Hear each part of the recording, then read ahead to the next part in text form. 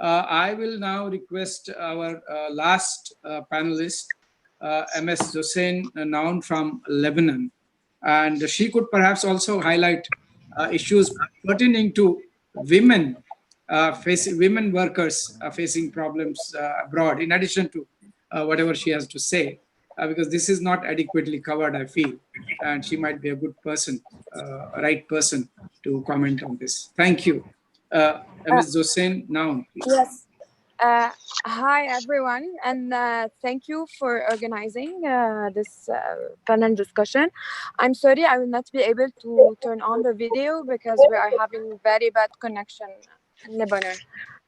Um, I want to start with highlighting on the issue of the process of repatriation in Lebanon, starting with the issue of the dollar in Lebanon, and that the Lebanese pound has lost 50% of its value comparing to US dollar. So technically, migrants now are not getting their wages, and most of them are not getting their wages, and or are getting it in a very low exchange rate. So the problem is we're going to start with many of them are calling on their embassies to help with the repatriation process.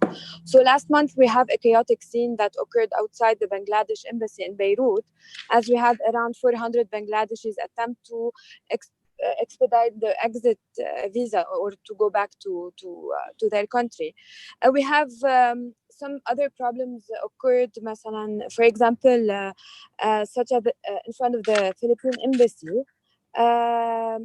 Workers, undocumented workers, what the Philippine embassy did in Lebanon is that undocumented workers will have to pay fees of their illegal residency, but they will be contributing in the ticket fees in the US dollar.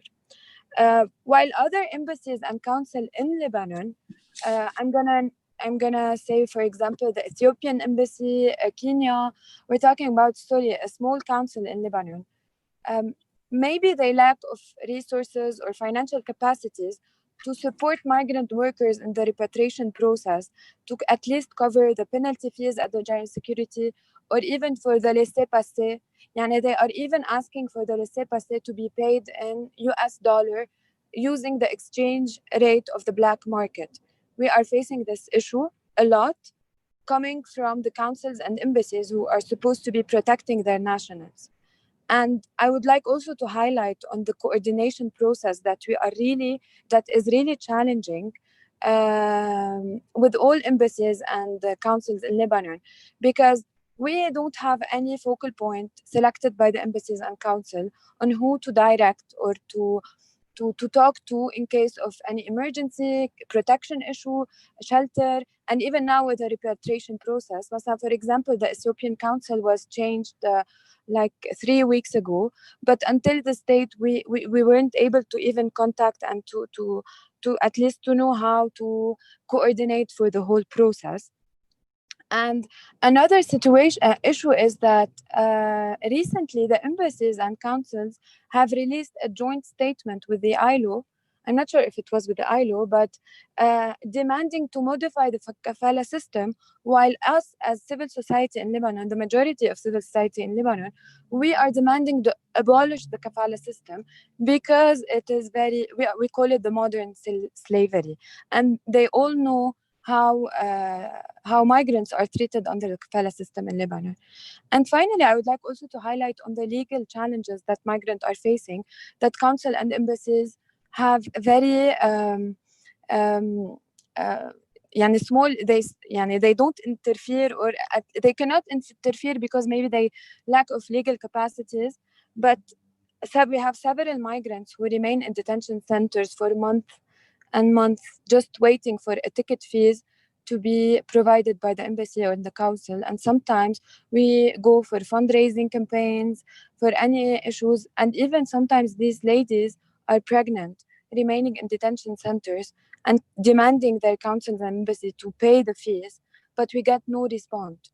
So I would like to highlight that, of course, some of the embassies and councils, they were cooperative, but not respond to the needs, especially now with the dollar crisis. Yani, we really need to take into consideration that they cannot pay US dollar to all the embassies and consulates, especially using the black market rate, which is hectic for them, and that most of them are now deployed and haven't received their wages.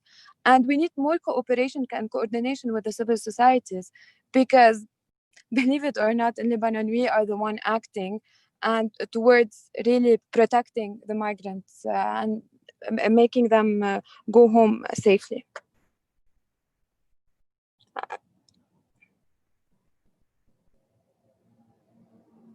Hello? Yes, audible. Yes. Is audible? Please carry on.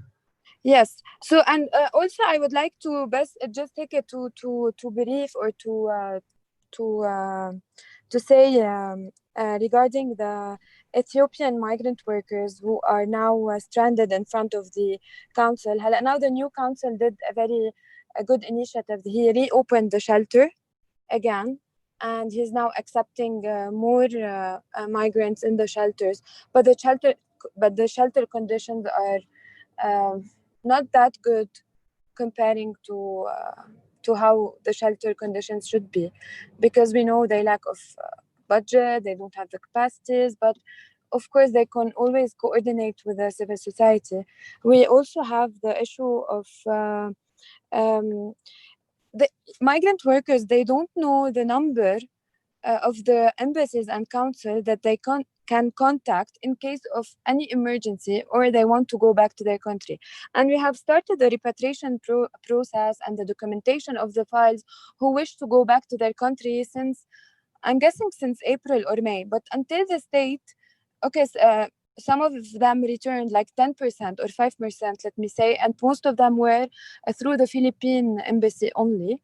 But till this date, we are seeing that there's no serious negotiation done with the general security to remove all the penalty fees on migrant and nationals, or at least to contribute.